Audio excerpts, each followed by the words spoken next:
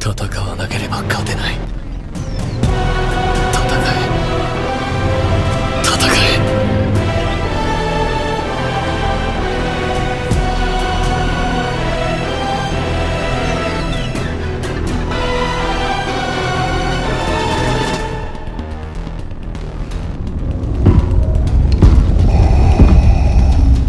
You have failed.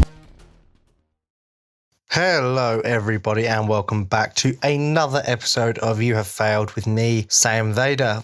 I'm sure some of you, maybe one of you, are wondering, where have I been? And that is something I think to talk about another day, because the topic I want to talk about today, well, let's just say I can already feel the tears welling. I thought I've got all of my crying out the way for this, but as I sit here intending to talk about it, I can feel those tears welling up. So for anyone who has been a long-standing fan of the show, or, you know, if you've looked at the title of this particular episode when you've clicked on it to choose to listen, you know what this is going to be about. I have a tradition of, after every episode of a certain televisual show, talking about it, dissecting it, and giving my thoughts and feelings, but this is going to be so much more in this particular case, so much more, because it's not just an episode of this particular show. This is in fact the end of this show, and of course that show is Attack on Titan. It has finally come to an end after 10 years as an anime, 13 years since the first manga chapter dropped. And I know we're getting another chapter coming out early next year.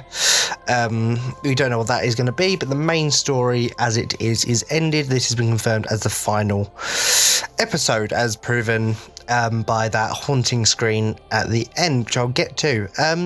So yeah, I might cry during this. I'm fighting back the tears as I can.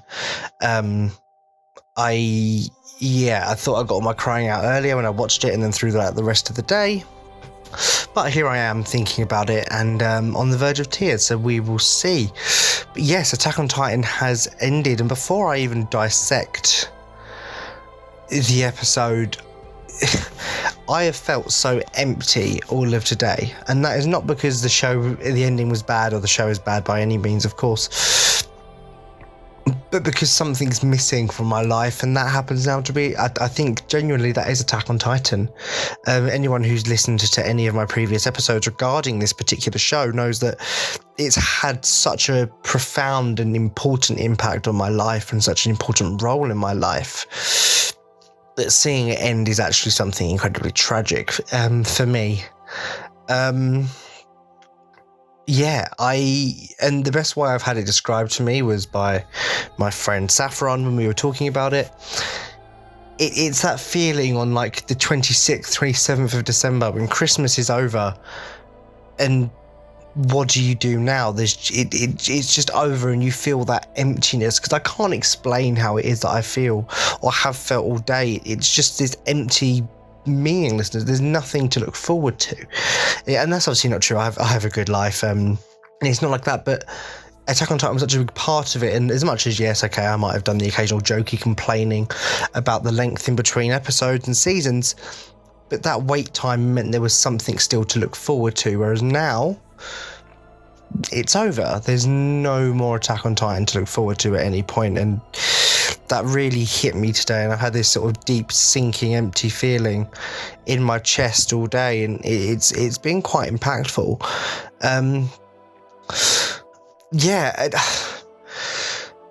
I don't know how to feel now that it's ended, other than grateful, but that's something I really want to talk about at the end, if I'm completely honest. And this whole episode today might be a bit over the place, because a lot of the stuff I've spoken about before when I talked about the manga ending as well. So there is that side to it where I might be repeating some things, and but the ending genuinely is perfect. We'll start with things that made me happy first, before we get on to the things that really broke my heart. So the music's absolutely incredible. Everything from the new opening, to just the music used in the episode, the bit during the Battle of Heaven and Earth, where the scouts are fighting, against all of the sort of titans that Emir has created to stop them getting to Eren. The music where it combines sort of the theme of Paradis and the theme of Mali together, sort of hearing one and then the other and then them playing sort of simultaneously, showing that these two sides of Eldians have united against a common enemy. It was really, really incredible. And the new opening, to you 2,000 years after, or whatever it was called. No, The Last Titan, sorry.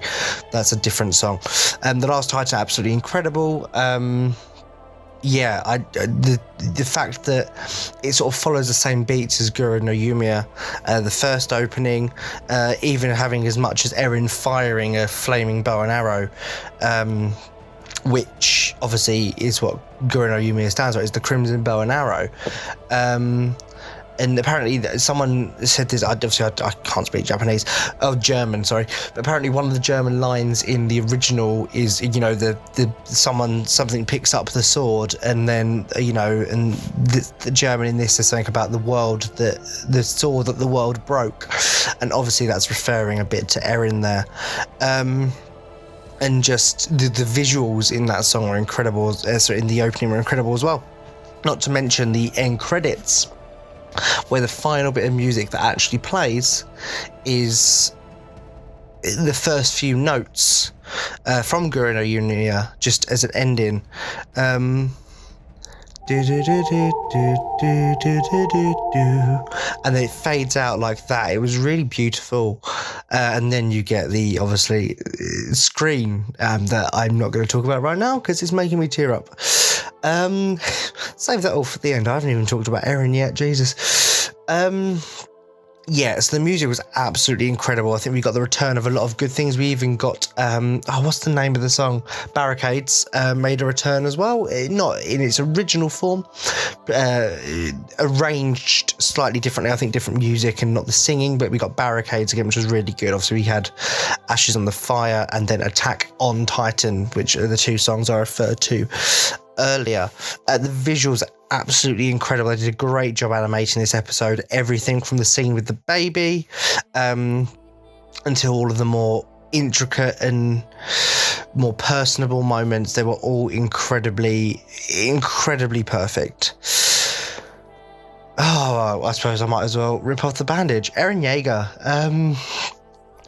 It's no secret on this particular show that Eren Yeager is my favourite fictional character of all time, joint with Darth Vader. Darth Vader's got a lot of nostalgia there for me. Whereas Eren Yeager has a lot of... That character won my heart. I'm so sorry. I've never hidden that. I've never hidden that Eren was a special character to me. I saw a lot of myself in him, in ways that I don't entirely. I've covered briefly, but I don't think people who don't know me will understand. And I'm not going to bore you with the intricacies of my life, but Eren was important to me, and he is, I think, genuinely the best written fictional character, protagonist, just character in general, not just protagonist, but protagonist and character of all time. And, I'd read the manga. I knew what was coming in this episode. I knew his fate. And even now, I'm sure you can hear it in my voice. I'm not okay. His death is one that will stick with me as a very powerful death, because it has so much meaning behind it that I don't think can ever really be explained. Personally, to me, in terms of his actual end, I think what I have liked as well, actually, just sidetracking slightly before I talk about his eventual fate, is that the ending's been a lot more well received this time. Anime fans seem to like it a lot more than the manga fans, who seemed to pan it at the time. I always loved it. I've always been a big supporter of it. I have been on this show for a while. But some people didn't. This time it seems to be a lot more universally loved, which is really good. A lot more people seem to be understanding Eren's sacrifice here. His sacrifice was to give the people he cared about a longer life, to give them a better life. And see, look, I'm a bit happier now because I'm talking about the good things that he did. The tears will come back when I talk about him dying again. His sacrifice, he gave up his heart, he gave up his own life for them. And, you know, whether, and Armin even said, you know, we didn't want to be heroes, blah, blah, blah, blah, blah. And we didn't want that. Eren didn't care. The only thing he cared about was his friends and them getting the life that they deserved. Even, unfortunately, at the cost of his own life. And this is something his friends comment on right at the end after he has been killed. When you see them and they all remember the conversations they had with Eren in the paths before this. And they're all like, Eren, why did you do this? You know, John even calls him a conscientious bastard. And it's Annie who makes the astute observation. She's like, why did you spend all your time worrying about us? Why didn't you look after yourself, you suicidal maniac? And that is characteristic of who Eren has always been. He's been someone to charge in head first to protect his friends. Look what he did back in episode 5, when the Titans attacked Trost. He jumps into a Titan's mouth to protect Armin without a single care in the world. And not a single care, but without a single care for his own safety. He's always been willing to give his own life to protect those that he cares about. And yes, that is why he probably earned the nickname Suicidal Bastard, because he's always been willing to run in head first, but it's to protect the people he cares about. He was willing to die if it meant they got a better life. And what I really loved was the bond these people all have, even though they were just fighting against him. They showed that they still cared by Annie being like, why didn't you care about yourself? Say the conscientious bastard comment, that they all still care about Eren. They didn't want him to die. They didn't want this to be the option. They wish they could have saved him. Proved by the really tragic moment where they all realise they have to kill him. It's that moment where Levi is the one who says it, and, you know, he even makes a joke, you know, he wished he could have given Eren one more lecture, told him off for all these things that he's done wrong. But he'll never get that chance. And they all sort of begrudgingly agree they have to kill him, but it doesn't mean any of them want to. Eren is still their friend and they still care about him very much. So the choice to kill him wasn't an easy one. But unfortunately, it was the only choice they had, the only choice Eren gave them. And ultimately, that was by design on Eren, and really, if you think about it, Emir's part. Eren was always going to die here, and he's known that for a very long time at this point. And that's his ultimate fate, really, is to die at the hands of the woman he loves. That really tragic moment where you see them at the cabin, and you realise that if Mikasa had confessed her love for him there and then, he would have run away with her. He would have gone and found somewhere, lived out his last 4 years, the rest of the world, paradise be damned, as long as he was with her. But unfortunately, that wasn't what fate had in store for them. That wasn't the destiny that had been chosen for these two kids in love. They had, unfortunately, a much bigger part to play in the world that resulted in them having to die, because the only way to break Emir's bond of love to King Fritz was for someone to break the bond of love themselves, and the person chosen for that role, unfortunately, was Mikasa. And that's, I think, the most important thing here. The thing that I think a lot of people missed in the manga that was made a lot clearer in the anime as to why Eren did what he did. Mikasa was the chosen one. Mikasa was the special one. Eren was nobody. Eren said that himself. He was just an idiot who lucked his way into a special power, and then everyone around him thought that he was special. The whole of Paradise Island put this massive weight on his shoulders, saying that he was the only hope of humanity. He was this really special person. He was the only hope humanity have, and it pushed him to breaking point, and he eventually committed genocide because of it. And it's all because he wasn't the chosen one. Eren was just some suicidal dumbass, as I'm pretty sure he calls himself verbatim. Mikasa was the chosen one. She was the one who was going to break the cycle. And all the pressure put on Eren is what broke him.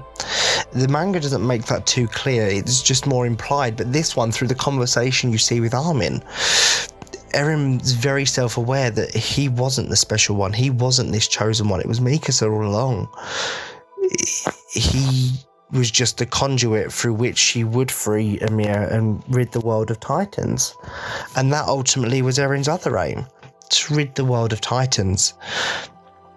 And we'll get to the ending scene in a minute, but was that goal not achieved? From episode 1, 2, he said he would kill them all. By the time he's done, there's no Titans left.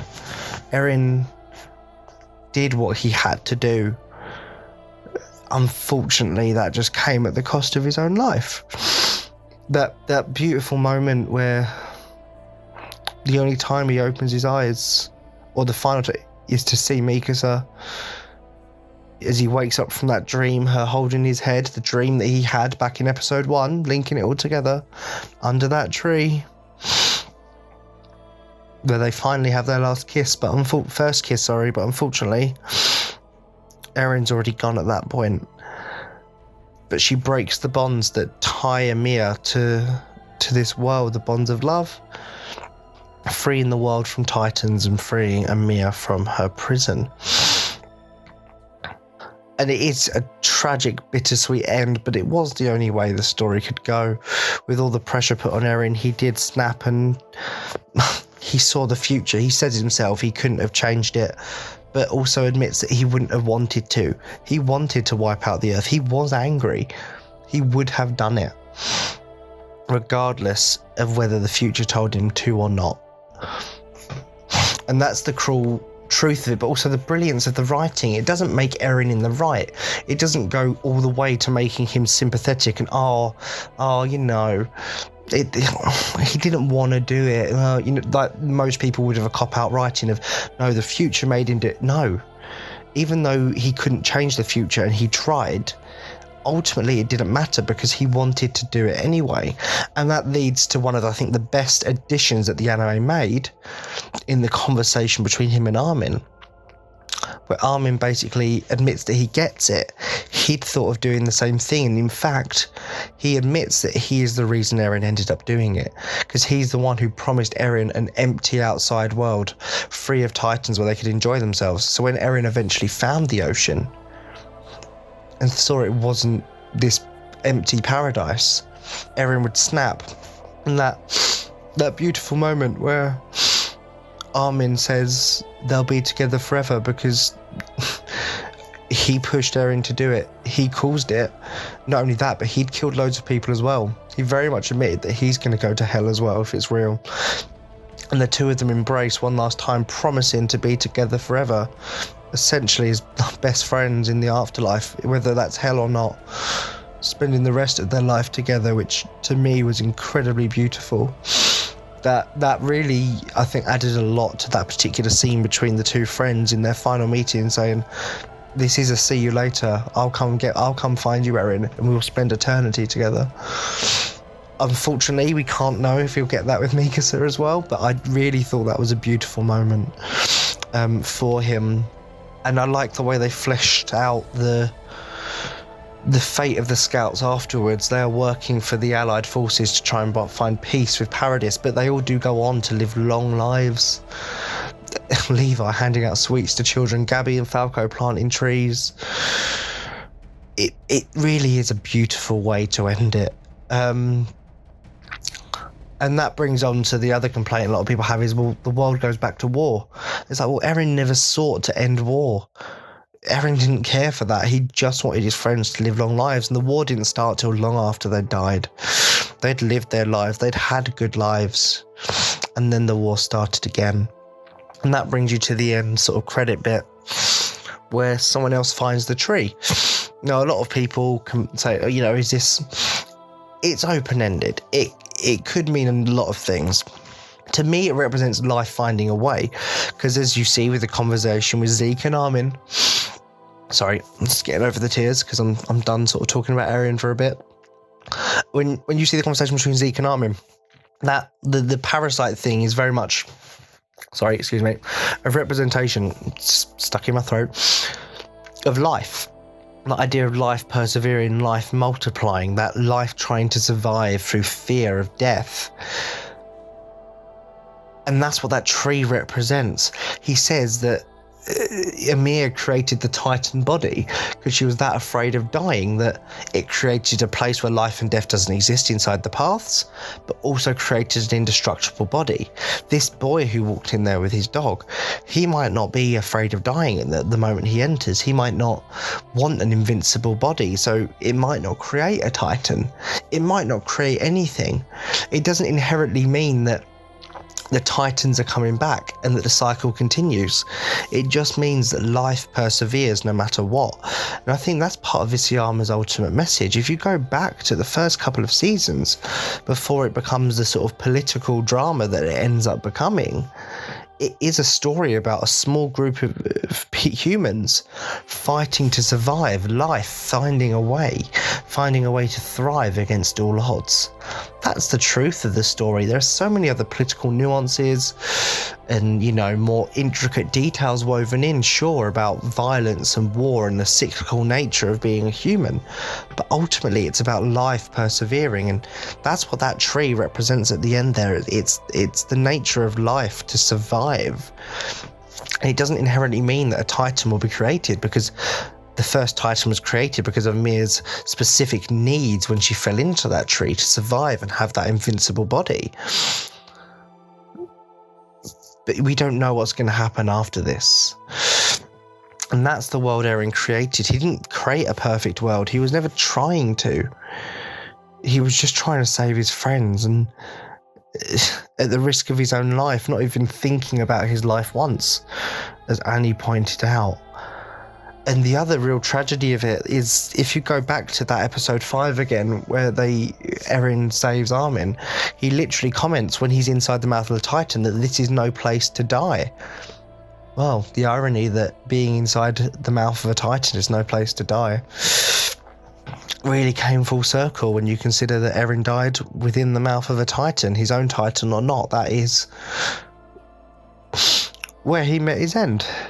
And it is also perfectly cyclical. I've spoken before about the brilliant tragedy of Eren being the one to drag his mum, to send the Titan towards his mum. I think the whole battle for heaven on earth was just incredible. The way it looked, the scenery, the way, obviously, all of the Titans of the people that we knew, the Galliard brothers, Grisha, Eren Kruger, Mr. Cassava, the whole Ymir coming back to help were absolutely fantastic. The design of all the other Titans, obviously especially the Beast Titans, were great. Which leads me on to the best part of the episode. Not the best part, that's a lie, but something I've been looking forward to for a very long time. The moment where Levi finally finished Erwin's final order and killed Zeke, chopping his head off without prejudice. It was the literal definition of on sight. He saw Zeke and he went in for the kill with zero prejudice, and he ended it there and then. Zeke's final moments were very beautiful. Him realising, well, actually, I should have just been taking in life while I had the chance. But realising that he'd killed too many people to be allowed that luxury. And okay, I've had my bit now. I've enjoyed the fact Zeke has died. I'm going to take a break from my normal Zeke bashing, which I know will confuse a lot of you. And let me make this clear. I still hate Zeke. I think he's an absolute prick. However, that comes from the fact that he is one of the best written characters within fiction. The fact that I can have such a hatred for him and such a resentment for him, bear in mind he's fictional, I think says a lot. So when it comes to my hatred of Zeke, I think I need to make clear now that this is the final episode, I might as well make clear. My hatred of Zeke comes from the fact that he is genuinely one of the best written characters I've ever seen. The intricacies of his character, the complicatedness of who he is absolutely fantastic, all crescendoing in this final bit, realizing that actually life doesn't have to have a meaning. He could have just been happy playing catch the whole time, but he lost sight of what life really meant, which is just enjoying it. And that was the tragedy of him at the end. And he also gave us the true nugget, proving, or sort of, I don't know what the word is, but showing that Erin's death meant something, in that he claimed that maybe the true freedom comes in those last moments before you die, no longer afraid. Solidifying and foreshadowing the fact that once Erin had been killed, unfortunately, it was right at the end that he was finally free. He was free of his bonds, free of his ties. Eren Yeager was free in his last moments, free to fly around as a bird. A parasitic Jaeger, in fact, is the name of that seagull that we see flying around or wrapping the scarf around Mikasa's neck. That moment killed me, and it always will kill me. Seeing him wrap that scarf around her neck is beautiful, absolutely incredible, absolutely beautiful. Her thanking him, because he's always there to protect her no matter what, is truly incredible. Her not taking the scarf off, even though he asked, she could never truly part with him, and it really is magical. And Levi gets his final moments with his fallen scout friends, finally doing the salute himself, actually crying as he sees them all, realizing that this is what they gave their lives for, a world without Titans, which kind of solidifies the point of Eren's sacrifice, is that they did achieve what they set out to do. It's just not the way they thought they'd do it. Kind of in a Darth Vader-esque story of Darth Vader was the chosen one. He did bring balance, just not in the way that people thought he would. Eren did do what he needed to do, but obviously I've already made my point that Eren was never the chosen one, and that is very important. Getting to see Sasha again, you'll know I love Sasha. That was absolutely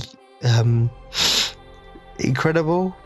Once again, I knew it was coming, and it hurt all the same to see Sasha that one last time. For Connie and John, their bromance was incredible as well when they thought they were dying. Talking about how it's the true role of a scout to die, trusting your comrades to carry on fighting for you. That was truly an incredible moment. The whole episode was full of incredible moments and tidbits, and it was perfect. And it all crescendoed with the screen we all knew was going to happen. But I really didn't ever want to see it. I was in so much denial that this would be the case, but rather than the classic to be continued, it just said in big letters, the end, signifying that this was the end of the story, the end of the boy who sought freedom. And what a journey, what a story it was. Attack on Titan was a show that I found at a time in my life when I really needed to find the show. I put it on because I'd heard about it from some people that I worked with, and it was on Netflix. Season 1 was on Netflix. I was like, oh, you know what, I'll give it a try. So I sat and I watched it. I watched an episode, and suddenly it was 2 episodes, and suddenly it was 3. And before I knew it, I was hooked. This thing had become such a big part of my life. It'd become one of the most incredible parts of my life. I'm forever grateful that for whatever reason, I just stuck it on Netflix. Because anyone who knows me knows I don't tend to watch anything new. I rewatch the same thing over and over again, which I will be doing with Attack on Titan from now on. It's very rare I start something new.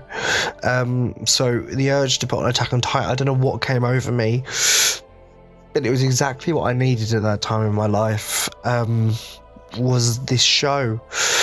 Something that I could love and just engross myself in, but relate to, and therein, I just seeing myself in him. Really, I needed it at the time. I can't tell you how much of an impact this has had on my life. I know it's an obsession in terms of I've got the merch, I've got posters in my room, but it's a lot more than that. It's a relationship. It's genuinely a part of my life that I'm so glad is there. Attack on Titan will always be a part of me, and the fact that it's ended, I can't quite process it, if I'm honest. I can't explain exactly how I'm feeling right now, seeing the story wrap up, because these characters are so important to me. Eren, Levi, Mikasa, Armin, Jean, Connie, Reiner, Irvin, Hanji, Peak, this is Falco, Gabby, the list goes on. Hopefully I didn't forget anyone. Sasha. And it's such, it's not the best anime of all time. It's the best TV show of all time. It's the best piece of fiction ever written. It's more than just a show. It's more than just a manga. It's art. It's more than art. It's something that you truly feel in your heart. You truly give your heart up to it. And it takes you on a ride. Sometimes I genuinely think, if what wouldn't I give up to be able to go back and watch this show from the start? You see the things the internet is like, if there's one TV show you could watch from the start again with no knowledge of what is to come, I will 100% of the time, every single time, say Attack on Titan. Without hesitation, that is my answer. Because the twists, the unraveling of all of it is beautiful. The second, third, fourth time you watch and you notice things that were foreshadowing all along is just so cleverly done. And the impact it's had on me and I joke about it, but to go back and see the simpler times of when it was just man versus Titan. I was saying earlier to Danny that it's mental to think that actually the happy years or the happiest time for them was actually during season 1, 2, and 3. In those, I think it's 9 months, season 1, 2, and 3 take part, just to sort of during. And that was their happiest time. And to go back and experience all that again when you just thought it was man versus monster and there wasn't much else going on, and building all the way up to the absolute incredible piece of fiction it was and is. I will forever be grateful to this show. And more specifically, bear with me here, I will forever be grateful to Eren Yeager for everything that he's meant to me. I know some of you out there are listening and you might have switched off by now by thinking I am completely stupid because I'm thanking a fictional character who's not even real. But to me, he was. To me, he is. Like I said, I saw so much of myself in him, and having that to watch, to see him grow, help me learn things about myself, help me grow as a person, and understand that, I'm not alone. Eren's an important part of my life, and he will never end. He will forever be that top favourite fictional character of all time. Eren Yeager is special, and watching him die will never, ever get easier. But none of Attack on Titan ever will. And I can't sit here and pretend that, it's been really, happy the whole way through, and then suddenly it's just got really sad. That's just the story Attack on Titan is. It's bittersweet, the end, but the whole show's bittersweet. I think the best way I can describe the ending is it's unsatisfyingly satisfying. because you don't get this big happy grand ending, but at the same time it finishes just the way it was supposed to. It finishes the way it was meant to, the only way the story could properly crescendo, but it's still got that sense of unsatisfyingness, because not only do you not get a happy ending, which would have felt wrong and wouldn't have fit, but like Attack on Titan always does with its to be continued, even when it says the end, you just want that bit more. Now, don't get me wrong, I know Isayama's doing this final chapter, and I genuinely think it's going to be more of an epilogue of what everyone was doing afterwards. But I don't think any more beyond that really needs to be added onto Attack on Titan. I know spin-offs are wanted, and loads of people would like an early Levi spin-off and whatnot. But and maybe that would be okay. But I think sometimes things are better left off alone. Sometimes it becomes too much when you've got too many spin-offs and whatnot. And Attack on Titan is perfect. It's not too long. It's what, 80 odd episodes by the end of it? Maybe 90?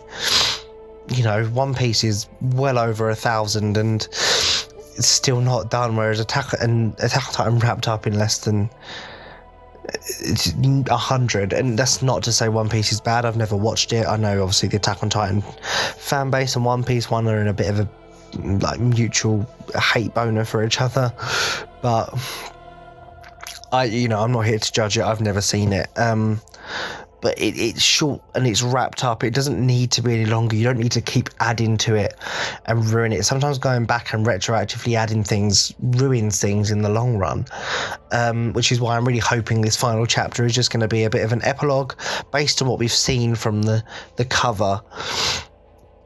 It looks like that's what it's going to be, explaining more about what everyone did in the aftermath, as opposed to really adding anything new on per se. Because adding more spin-offs and everything, I think, would ruin and taint what the show became, and the brilliance of such a self-isolated story with no filler, none of this nonsense. It's just straight to the point. Action, drama, a bit of comedy. Romance is the key part of it, whether you see it from the start or not. A horror, thriller, it's everything. It really is everything, and more importantly, it's everything to me. So it's ending. Yeah, I'm heartbroken that it's ended. I really do have this empty feeling inside, not really knowing what to do going forward now that it's over. Yeah, I'm sure obviously I'll find a way, but it truly doesn't make it any easier. Isayama, I am forever in your debt for creating such a big part of my life, but I will also have to send you the therapy bills I'm going to have to go through to cope with what I'm feeling right now, because I'm feeling a lot of things and it feels like grief, I can't lie.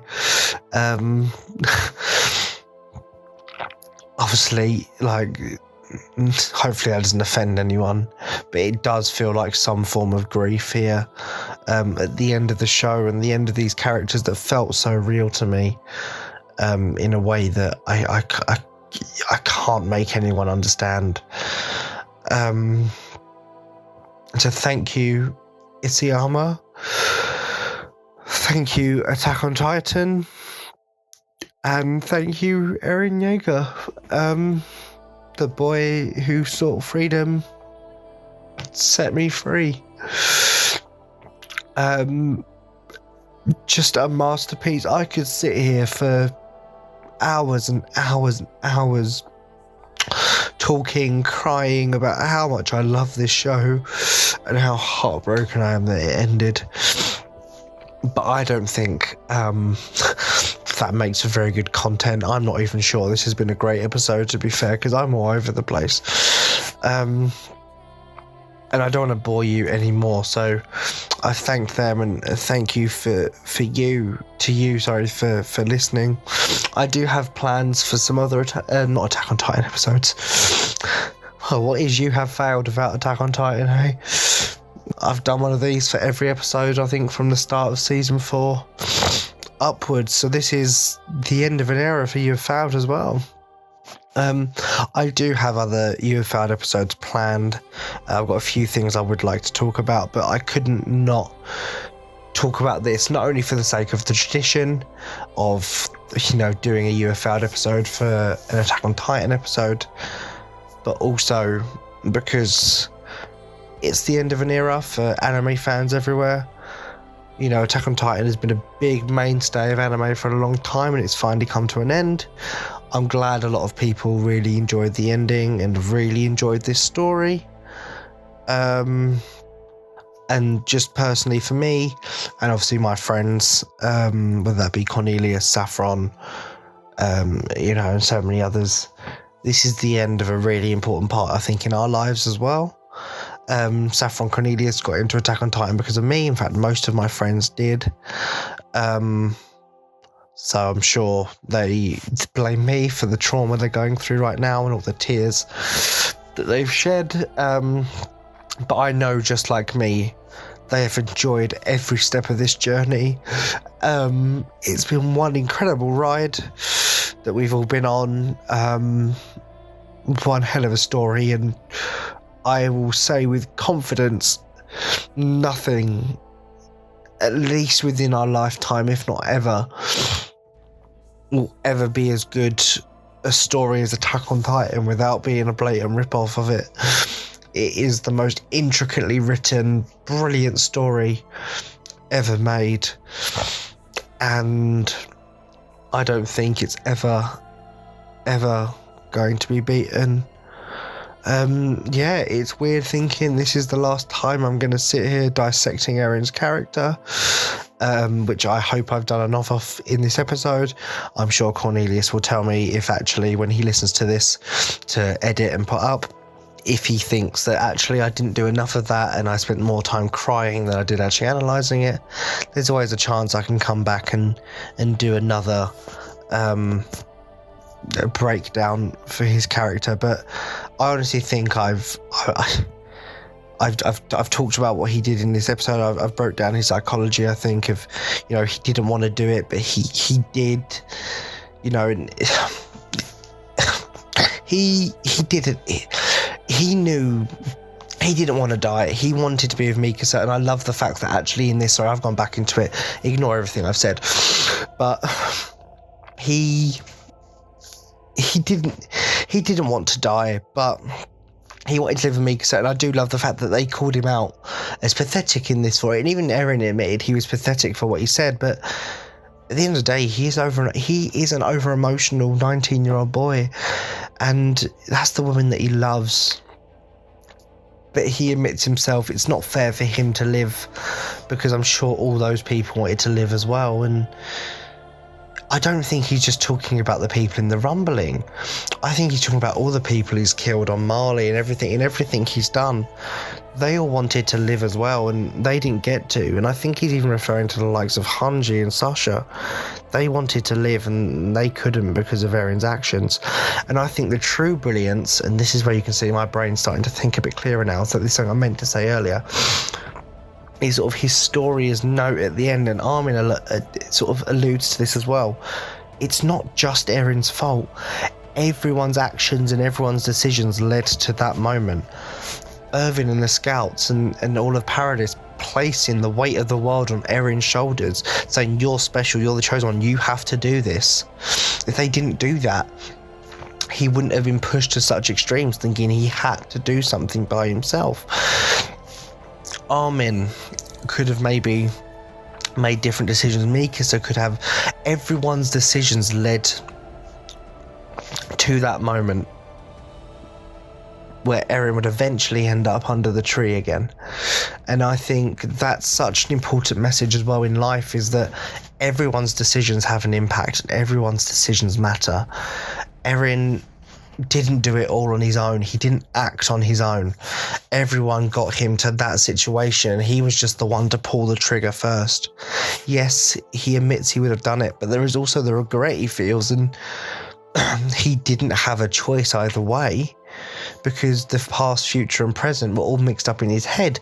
And you can even make the argument that maybe it was that confusion in his head that made him want to do it, made him so angry. Or maybe the anger was already born there because of the world Armin promised him and the world he actually got. Eren didn't act on his own, but he still made his own decision, and I love the brilliance in that final moment of, you haven't redeemed him, but you haven't made him out to be a total cold-hearted villain either. He is still the Eren we always knew. He just made some bad decisions, as did everyone else. And he could get punished for it. He died, and it's heavily implied he's going to hell for it. But to him, maybe maybe he's finally free in doing that. And, you know, maybe he didn't go to hell after all, because that bird seems to be a representation of him, directly wrapping that scarf around Mikasa and travelling around, following and viewing over his friends. Maybe he found his freedom all along. Yeah, his character truly is the best thing ever written, because he didn't change the whole time. Jean alludes to it in this episode where he calls him a suicidal maniac. He was always that headstrong, shoot first, ask questions later, I'm going to be really loud and just be abrupt to hide my weakness kind of person. And in the end, he did charge headfirst, constantly moving forward, knowing that he would die so that his friends could live, not caring about himself, because he was selfless. At the end of the day, he did care about them more than he cared about himself. Mikasa above all else. And yes, he does want, as much as he wants to be with her, he'd much rather she live and have a long life than not, even if it is with someone else. The most brilliant character, the most brilliant story, the most brilliant anything ever. I really should wrap up now, because I'm sure I'm just repeating myself. Cornelius, do tell me if you want more of a breakdown of Eren, but I feel like I've done him the justice he deserves. Hopefully I've done Attack on Titan the justice it deserves. Honestly, I cannot put into words how beautiful, incredible and perfect this story has been and this ending was. I will rewatch Attack on Titan again very soon from start to finish when the tears stop streaming from my face, so maybe it won't be very soon. Thank you genuinely all for listening. Thank you for following me along on this journey. I really do appreciate you sticking with me. Once again, thank you Asiyama, thank you Attack on Titan, and thank you Eren Yeager. Thank you so much, guys. I'm gonna go cry some more, and I will speak to you all later. See you later, guys. Shinzo Sasageo.